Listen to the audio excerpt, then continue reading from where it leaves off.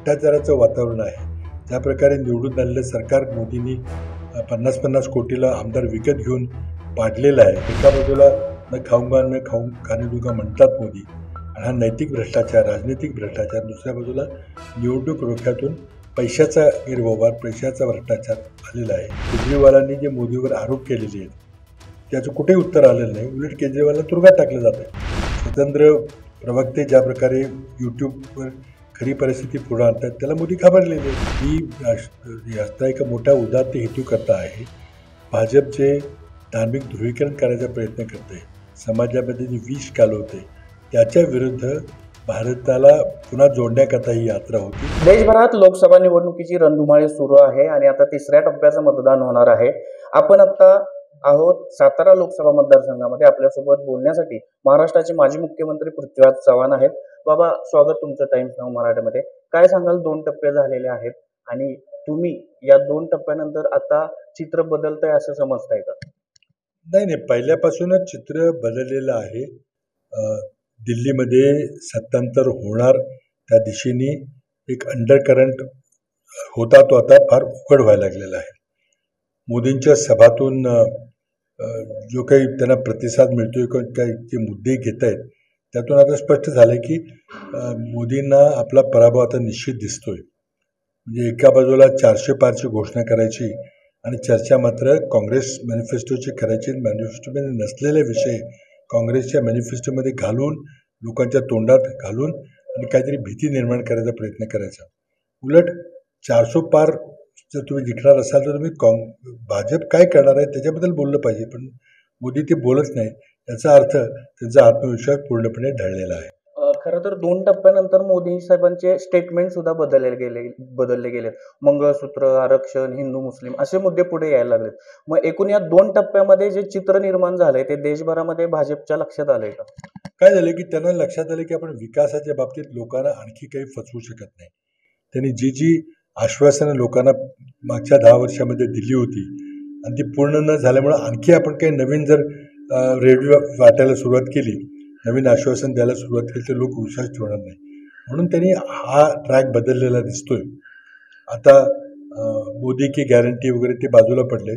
काँग्रेस काय करेल म्हणून काँग्रेसच्या विरोधामध्ये नसलेले विषय घेऊन काँग्रेसच्या तोंडामध्ये घालून ते काँग्रेसवर टीका करायला. निश्चितपणे बाबा, ज्या पद्धतीनं हे निवडणूक सुरू आहे आणि काँग्रेस जे अजेंडा राबवत आहे त्या अजेंड्याच्या मागे भाजपला फरफटत यावं लागतं अशी चर्चा आता सुरू झाली. तुम्ही काय सांगाल? नाही, कसं आहे की काँग्रेसचा जो जाहीरनामा आहे तो अत्यंत पुरोगामी असा जाहीरनामा आहे. देशातली गरिबी नष्ट करण्याचा जाहीरनामा आहे. लोकांना न्याय देणारा जाहीरनामा आहे. महिलांना, युवकांना देखील संधी देणारा हा जाहीरनामा आहे. त्यामुळे त्या जाहीरनाम्याच्या असलेल्या मुद्द्याबद्दल ते काही बोलत नाहीत, नसलेल्या मुद्द्याबद्दल बोलवून कुठेतरी विषय भरकटण्याचा प्रयत्न करतात. लोकांच्या हिताच्या मुद्द्यांच्या बद्दल मोदी अजिबात चर्चा करताना दिसत नाहीत. हा मोठा बदल झालेला आहे. बाबा, या निवडणुकीमध्ये बेरोजगारी, आरक्षण यासारखे मुख्य मुद्दे चर्चेत आलेले आहेत, पण यावरती भाजपकडून कोणत्याही प्रकारे वक्तव्य होताना दिसत नाहीत. एकूणच फक्त धार्मिक ध्रुवीकरण यासारखे वक्तव्य करून हे लोकांना या निवडणुकीमध्ये त्यांच्या बाजूने वळवण्याचा प्रयत्न करतात. मात्र हे जे मुद्दे आहेत ते विरोधक म्हणून किंवा इंडिया आघाडी म्हणून तुम्ही कशा पद्धतीने पुढे आणताय? आमच्या दृष्टीनं देशाच्या निवडणुकीमध्ये 5 महत्त्वाचे मुद्दे आहेत. त्यामध्ये महागाई हा सर्वात मोठा मुद्दा आहे. बेरोजगारी हा दुसरा मुद्दा आहे. शेतकऱ्यांचा परिस्थिती, त्यांच्यावर निर्यात बंदी करून किंवा इतर निर्णय घेऊन शेतकऱ्यावर जे मोदींनी संकट आणलेलं आहे ज्यामुळे मोठ्या आत्महत्या, हा तिसरा मुद्दा आहे. चौथा मुद्दा एकंदरीत जे भ्रष्टाचाराचं वातावरण आहे, ज्या प्रकारे निवडून आलेलं सरकार मोदींनी 50-50 कोटीला आमदार विकत घेऊन पाडलेलं आहे आणि त्या सर्व महाराष्ट्राच्या सत्तांतराबद्दल महाराष्ट्रातल्या पक्षफुटीकरता स्वतः नरेंद्र मोदी सर्वस्वी जबाबदार आहेत. त्यांच्या परवानगीशिवाय, त्यांच्या मान्यतेशिवाय हे काही घडलेलं नाही आहे. त्यामुळे एका बाजूला न खाऊंगा न खाने दूंगा म्हणतात मोदी, आणि हा नैतिक भ्रष्टाचार, राजनैतिक भ्रष्टाचार. दुसऱ्या बाजूला निवडणूक रोख्यातून पैशाचा गैरव्यवहार, पैशाचा भ्रष्टाचार आलेला आहे. केजरीवालांनी जे मोदीवर आरोप केलेले आहेत त्याचं कुठेही उत्तर आलेलं नाही. उलट केजरीवालला तुरुंगात टाकलं जात आहे.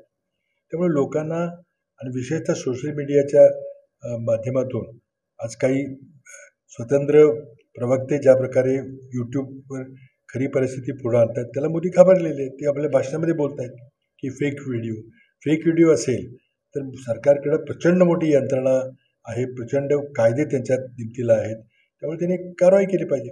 म्हणजे फेक व्हिडिओ नाहीत, ही खरी माहिती लोकांच्या समोर काही लोक आणतायत, त्याला मोदी घाबरत आहेत. बाबा, तुमच्याकडे प्रचार समितीचं अध्यक्षपद आहे. तुम्ही आता या नियोजन करताना या निवडणुकीचं कशा पद्धतीनं केलेलं आहे? या नियोजनामध्ये प्रमुख भूमिका तुमच्यासह अजून कोणी मांडली? प्रामुख्यानं बाहेरचे जे आमचे स्टार प्रचारक आहेत ते कुठं पाठवायचे किंवा कुठल्या मतदारसंघातून कुठला काँग्रेस उमेदवार कुठल्या नेत्याची मागणी करतो ह्याची जोड्या लावण्याचं काम ही कॅम्पेन कमिटीमध्ये मुख्यत्वे मुंबईला होते. उमेदवारांचे वैयक्तिक फोन येतात की आम्हाला अमुक वक्ता पाहिजे, नेता पाहिजे, आणि आम्ही विचारतो की आपल्याकडे ही मंडळी उपलब्ध आहे, तुम्हाला कोणी पाहिजे का. अशा प्रकारे योग्य ते राष्ट्रीय पातळीचे वक्ते पाठवणे, इतर पक्षातले पक्ष पाठवणं याची आम्ही तिथं त्या ठिकाणी मुंबईला आणि दिल्लीमधून या कॅम्पेनबद्दल प्रयत्न होतात. बाबा, महाराष्ट्रामधून स्टार कॅम्पेनर म्हणून कोणत्या नेत्याला जास्त डिमांड आहे? आता ते मी काही सांगू शकणार नाही. आता ज्याच्या सभा होत आहेत ते तुम्ही बघून घ्या ना. निश्चितपणे बाबा, पण ज्या राहुल गांधीजींनी ज्या यात्रा काढलेल्या होत्या देशभर, त्याचा कुठंतरी परिणाम किंवा त्याचा कुठंतरी प्रभाव या निवडणुकीवरती दिसतोय का? पण असं आहे, राहुलजींनी यात्रा काढताना स्पष्टपणे सांगितलं होतं की निवडणुकीकरता नाही आहे, ही यात्रा एका मोठ्या उदात्त हेतू करता आहे. भाजप जे धार्मिक ध्रुवीकरण करायचा प्रयत्न करते, समाजामध्ये जे विष कालवते, त्याच्या विरुद्ध भारताला पुन्हा जोडण्याकरता ही यात्रा होती. त्यामुळं ह्याच्या कुठल्या मतदारसंघात ते गेले आणि कुठल्या मतदारसंघात फायदा झाला असं म्हणणं योग्य होणार नाही. पण एकंदरीत त्यांच्या यात्रेमुळं सर्व काँग्रेस पार्टी चार्ज झाली आहे, ही महत्त्वाचं आहे. धन्यवाद बाबा. निश्चितपणे येणाऱ्या काळामध्ये सत्तांतर होणार का नाही हे आपल्याला पाहणं महत्त्वाचं ठरणार आहे. Video journalist Harshal Abhay Kumar Deshmukh, times now Marathi, Karad.